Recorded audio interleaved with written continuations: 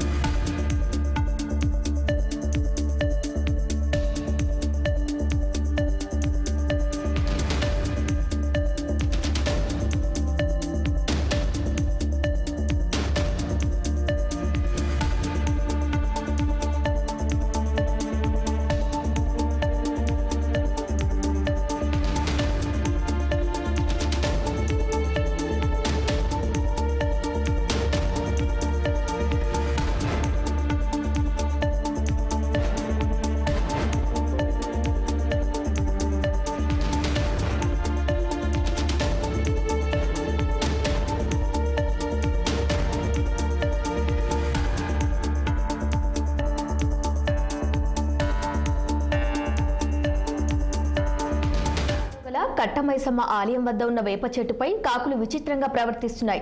రోడ్డుపై వెళ్తున్న పాదచారులపై కాళ్లతో తంతు పొడుస్తున్నట్టు చెబుతున్నారు.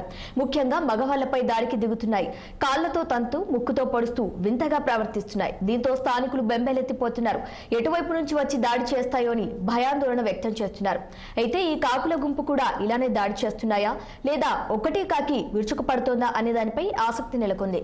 నిత్య జీవితంలో కాకిని దైవంగా భావించిన మనుషులపై కాకుల దాడికి కారణాలేంటనే చర్చ జిల్లాలో సాగుతోంది.